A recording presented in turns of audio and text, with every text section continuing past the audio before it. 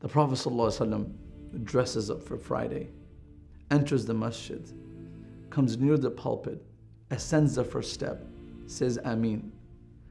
Ascends the second step, says Ameen. Ascends the third step, says Ameen. This wasn't typical of the Prophet ﷺ when he would walk up the pulpit on Friday, that he would say Ameen 3 times.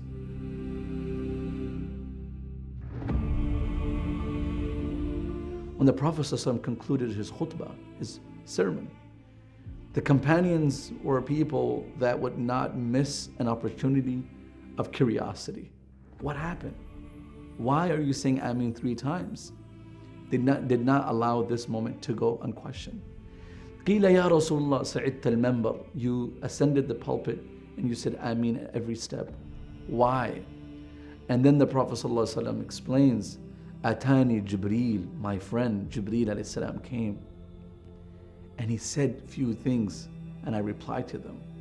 And this is a crucial part, that Jibrail alayhi salam caught the Prophet ﷺ in a moment when du'as are accepted, on Friday, in the Prophet's mosque. The Prophet ﷺ is ascending the pulpit. These are times on Friday when du'as, prayers are accepted. Jibreel alayhi salam could have came in a different time. He came at the right place, at the right time. So what Jibreel alayhi salam is going to say to the Prophet, and the Prophet saying Ameen to these prayers or these supplications, are very important for us to understand and make sure we are not the victim of this curse or this dua. Jibreel alayhi salam says, بَعُودَ مَنْ أَدْرَكَ رَمَضَانَ فَلَمْ يُغْفَرْ لَهُ. Woe to that person. May that person be distanced from Allah's mercy. May that person be sent to hell. Who lives to see and enjoy Ramadan, he or she is not forgiven. Imagine a person 30 days or 29 days and nights of Ramadan, fasting and praying and still not forgiven. What are we doing wrong? A person who enjoys Ramadan, they must be forgiven because the mercy of Allah is overwhelming us and opportunities are at disposal for forgiveness. So the Prophet ﷺ hears the dua against a person who misuses their time in Ramadan and they're cursed. Number 2, بَعُودَ مَنْ أَدْرَكَ أَبْوَيْهِ أَحَدُهُمَا فَلَمْ يُدْخِلَهُ الْجَنَّةِ. A person who enjoys the company of their parents as they age, they get old and they get weak, one of them or both of them, and they fail to enter Jannah by serving them. Such a powerful dua.